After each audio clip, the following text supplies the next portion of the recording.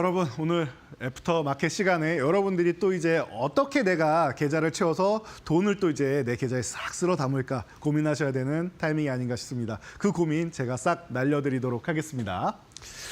자, 드디어 슈퍼 주총 위크가 왔습니다. 여러분들 제가 계속 말씀드린 게 올해 1월부터 해가지고는 1월 효과가 나올 것이고 이게 코스닥으로 넘어갈 겁니다. 그리고 이 1월 효과는 2월까지는 연장이 됩니다라고 누누이 말씀드렸습니다. 그리고 이게 만약에 3월까지 연장이 된다라고 하면 아마 4월이 굉장히 위험할 거고요. 3월까지 연장되지 않고 2월 하순이나 3월 정도의 조정을 받는다라고 하면은 오히려 봄에 코스닥부터 좋아지고 그리고 코스피가 그동안은 이제 상대적으로 좀 덜 오를 텐데 3월 하순부터 해서 이 주총 기간부터 해서 그 이후에는 밸류업 기대감을 가지고 다시 한번 또 올라올 수 있다라고 작년 12월부터 설명을 누누이 드려왔습니다. 기억하실 겁니다. 자, 이제 그 밸류업 시즌이 다가왔습니다. 슈퍼 주총 시즌이 다가왔습니다. 여러분들이 지금부터 해서 이제 흐름이 좀 바뀌고 있다는 거 보셔야 돼요. 이미 지난주에 삼성전자에 수급이 싹 들어가고 있다는 거 여러분 느껴지실 겁니다. 그리고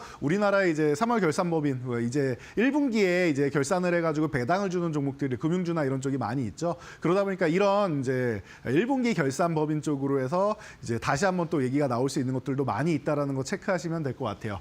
자, 그래서 먼저 여러분들 금융주는 기본적으로 밸류업 쪽으로 봐야 된다라고 말씀드렸습니다. 우리나라가 IT 종목들 올라가고 자동차 종목 올라가면 움직이는 건 당연한데요. 지금 더 강해지고 더 꾸준하게 가기 위해서는 밸류업 관련주가 IT 자동차 움직이고 기존에 뭐 방산조선 쪽 움직이고 했었죠. 이렇게 둘이 쌍두마차처럼 움직이다가 밸류업이 같이 등장해 준다라고 하면은 금상첨화입니다. 그리고 정말 재밌는 게요. 여러분 자동차주 같은 경우 성장주이기도 한데 가치주이기도 하고 그리고 밸류업 관련주이기도 합니다. 그러니까 이런 부분까지 같이 보시는데 그중에서 가장 밸류업 쪽에서 필요한 거 뭐냐? 금융주입니다. 금융주는 제가 이제 뭐 수년 전부터 금융주 얘기만 나오면 저는 딱히 관심은 없습니다라고 계속 말씀드려왔는데 밸류업 얘기가 나오면서부터 이제 금융주에 대한 시각을 달리하는 겁니다. 왜냐? 전 세계에서 가장 싼 은행주 어디냐라고 하면 저는 우리나라 은행주를 뽑았었어요. 그래서 뭐 우리나라가 이제 글로벌 시장 대비해서 이제 너무 좀 이제 환율이나 여러 가지 측면에서 좀 취약하다 보니까 이런 부분도 있고 이제 뭐 밸류업이나 이런 배당이나 이런 부분도 사실 너무 적게 주지 않느냐라는 부분도 있어서 그래서 좀 우리나라 금융주는 뭐 싼 이유가 있는 것 같다라고도 많이 말씀드렸는데 이런 부분을 지금 해소하기 시작한 게 이제 밸류업 정책인 거죠. 그래서 계속 이제는 정부에서 말하지 않아도 개인 투자자분들도 밸류업 을 해야 된다는 것을 계속 느끼고 계신단 말이에요. 사실 워렌 버핏이 우리나라 투자 안 하는 이유가 이 배당을 얼마 안 줘서 그런 거 아닙니까?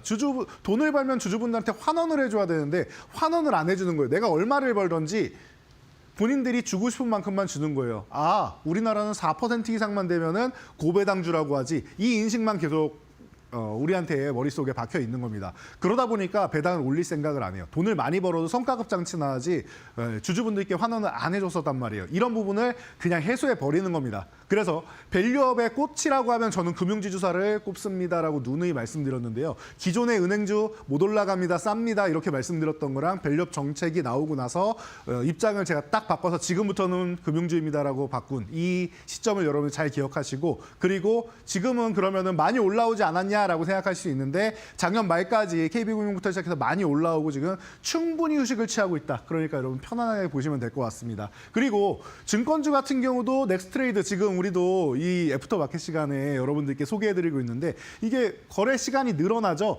증권사들이 이제 연합해가지고 투자를 해서 만든 거 아닙니까? 그럼 거기서 나오는 거래 수수료나 이런 부분을 이제 증권사에서도 계속 이제 불려 나갈 수가 있겠죠. 그렇다라고 하면 활성화가 되면 될수록 증권주 같은 경우도 이제 좋아진다라고 생각하시면 될 것 같아요. 그래서 KB금융 가장 대표적으로 외국인들 이 비중이 계속 늘어나고 있어요. 이러다가 뭐 80%도 넘어가는 거 아닌가 싶을 정도로 외국인들이 계속 사모으고 있는 종목입니다. 작년 말까지 좋았다가 지금 올해는 살짝 쉬고 있는데 바닥권 구간인 것 같아요. 제가 볼 때는 8만 원 전후 구간에서 너무 좋은 구간이니까 여러분들이 이런 쪽으로 해서 한번 관심 가져보면 된다. KB금융은 대표적으로 외국인들이 많이 관심 가져서 말씀드린 거지 전체적으로 금융지주사는 다 좋다라고 생각하시면 될 것 같아요. 그리고 메리츠 금융지주 같은 경우는 여러분들이 우리나라의 쪼개기 상장 같은 경우도 이제 뭐 요즘 상법 개정 문제 계속 나오잖아요. 이런 부분을 해결해야 된다라고 얘기가 많은데 사실 기업에서 그렇게 편법을 안 쓰면 되는 건데 쓰니까 문제잖아요. 그거를 반대로 하는 기업이 하나 있었는데 그게 대표적인 기업이 바로 메리츠 금융지주가 아닌가 싶습니다. 메리츠화재, 뭐 메리츠 증권 이런 쪽을 다 흡수해가지고 없애버렸습니다. 남들은 추가적으로 상장하기 바쁜데 대표적으로 카카오가 있죠. 상장하기 바쁜데 이 기업은 있는 거를 다 끌어모아가지고 우리는 지주사로 해서 갈 테니까 여러분들 우리만 보세요 하면서 밸류업도 하고 이제 주주 환원 정책을 기존부터 열심히 하던 기업입니다. 그러니까 이런 종목이 주가가 이렇게 올라가면서 좋은 건 당연하다라는 겁니다. 그러니까 여러분들이 이런 부분을 잘 생각하면서 앞으로도 꾸준히 좋아지는 기업이 아닌가 싶습니다. 가장 무난하고 과거부터 준비를 해왔던 기업이다라고 보면은 앞서 나가는 기업이 아닌가 싶습니다. 선진 시스템이 가장 잘 어울리는 그런 종목이다라고 보고 있고요. 키움증권, 제가 거래 수수료 얘기 말씀드렸죠. 그렇다라고 하면은 개인 투자분들이 가장 많이 사용하는 키움증권이 뭐 해당되지 않나 싶어요. 그렇게 본다라고 하면은 제가 말씀드리지 않아도 기존에 지난주부터 해가지고 제가 NH투자증권 한번 봐드렸었죠, 지난주에. 그런 것처럼 그 투자 아이디어 그대로 증권주가 올라오고 있는 것 같습니다. 시기만은 회복되자마자부터 이제 급등을은 보이고 잠깐 쉬고 있는 모습인데 제가 볼 때는 추세적으로 좀 움직일 가능성 충분하다라고 보니까 여러분도 꾸준히 한번 관심 가져보시면 좋을 것 같고요. 자동차 섹터, 제가 조금 전에 말씀드렸듯이 밸류업에도 해당되고 성장에도 해당되고 어떻게 보면 또 가치에도 해당됩니다. 왜 그러느냐? 가치주는 뭡니까? 지금 숫자가 잘 찍히고 장사를 잘하는 기업 아닙니까? 그리고 이제 성장주는 뭡니까? 미래의 가치가 더 좋아지는 기업인데 앞으로 전기차 시대, 우리 주변에 전기차 얼마나 보입니까? 잘 안 보이잖아요. 아직까지는 다 내연기관이란 말이에요. 2050년 기준으로 보기 때문에 예를 들면 자동차를 10년을 탄다라고 생각하면 2040년까지는 팔릴 수 있는 거죠. 그리고 이거를 조금 당겨서 2040년부터 이제 제한한다라는 이런 부분도 많이 있으니까 적어도 2030년까지는 내연기관 차가 잘 팔릴 가능성이 높지 않느냐라고 보시면 될 것 같아요. 그 안에 무언가 전기차로 전환할 계기가 나오지 않는 이상 천천히 전기차 시장이 넓어지는 거지 한 번에 바뀌지는 않습니다. 손바닥 뒤집듯이 바뀌지는 않으니까 이런 부분을 여러분들이 잘 생각해 보시면 될 것 같아요. 양쪽 다 장단점이 있을 거 아니에요. 그런데 아직까지 익숙한 것도 내연기관 차고요. 그러다 보니까 이런 부분에 대해서 여러분들이 걱정할 필요가 없다라고 보시면 됩니다. 조금 전에도 설명 다 드렸으니까 이 내용 정도만 알고 가시면 되고요. 그리고 밸류업 쪽을 본다라고 하면은 기아를 빼놓고 얘기할 수 없습니다. 작년에도 이미 8천억 자사주 매입한 다음에 4천억 바로 이제 소각하고 4천억도 실적 맞추면 소각하겠다라고 했는데 맞췄죠. 그래서 이제 소각 과정으로 해서 분할로 8천억을 다 소각하는 이런 과정. 너무나도 주주분들이 원하는 거 아닙니까? 주식 수가 줄어들면 줄어들수록 희소성의 가치가 높아지니까 밸류업에 해당되는 거죠. 가장 좋은 밸류업 이런 뭐 케이스 중 하나가 아닌가 싶습니다. 그래서 이렇게 뭐 기아 같은 경우 보시면 되고 8만에서 10만 원 요 하단 박스권에 있는 이 구간이면 너무 싸다라고 생각하시면 될 것 같아요. 그래서 여러분들이 이런 정도 보시면서 잘 체크해 보신다라면 뭐 편안하게 보실 수 있을 것 같고요. 뭐 셀트리온이나 이런 쪽 같은 경우도 계속 제가 말씀드리는데 이쪽은 뭐 밸류업도 해당되고 숫자가 계속 잘 지키고 있죠. 그래서 성장주에 해당되긴 하지만 올해 영업이익 1조 돌파하는 게 1조를 그냥 돌파하는 게 아니라 점프해서 1조 중반대까지로 넘어갈 수 있다. 그리고 영업이익률이 한동안 셀트리온 헬스케어 작년에 흡수 합병하면서 낮아져 있었는데 이 부분도 다시 한번 거의 30% 육박하는 영업이익률을 가져간다. 여러분들 유한양행부터 시작해서 제네릭 중심으로 했던 기업들 영업이익 잘 보세요. 한 자릿수인 것도 많습니다. 그런데 거의 30% 육박한다라는 거 굉장한 이익률이라는 거. 진펜트라가 얼만큼 활약해 주느냐에 따라서 30%를 넘길 수도 있다라는 거 생각해 보시면 될 것 같아요. 스테키마 같은 경우도 지금 출시되자마자 뭐 스텔라라의 이제 바이오시밀러죠.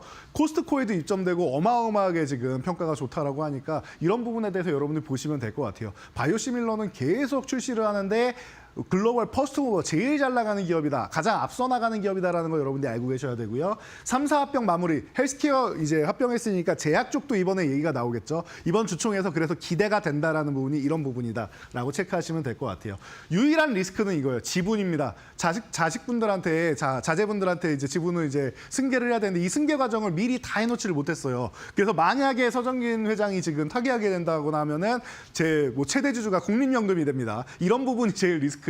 이 기업이 국민연금으로 넘어가거나 하면은 또 그것도 모양이 좀 이상해지겠죠. 그러니까 이런 승계 과정 부분이나 이런 부분을 앞으로 건강할 때 잘 챙겨가지고 아직까지 뭐 건강 리스크 있다라고는 안 하니까 이런 부분을 잘 챙겨가지고 이제 미리미리 잘 대비해 놓는다라고 하면은 가장 또 완벽한 기업에 해당되지 않을까 싶습니다. 그래서 이런 식으로 여러분들이 밸류업 관련주를 이제 슬슬 볼 때가 왔다라는 거 여러분들이 체크를 해보시면 좋을 것 같고요. 그럼 관련주들 통해 가지고 여러분들은 좀 묵직하고 중장기적으로 볼 수 있는 그러면은 포트폴리오를 한번 꾸려 봐야겠죠. 대표 종목들 이제 소개를 해드렸는데 이 중에도 포함되는 종목이 있을 수 있고 그리고 앞으로 여러분들이 조금 더 나는 탄력 있는 종목들도 좋습니다 하시는 분들도 많이 계시겠죠. 그 종목들 어떤 종목들이 있는지 잠시 후에 소개해드릴 테니까요. 여러분들이 이 강의 자료들 다 받아가실 수 있는 공간 그리고 제가 이 종목들을 미리미리 이제 뉴스와 함께 올려드리고 그리고 제 뷰에 따라서 수급이 달라졌습니다 하고 올려드리는 우리 교육방이 있습니다. 그 교육방 오신다라고 하면은 여러분들 장중에도 저와 함께 할 수 있는 거예요. 제가 4월 달 되면은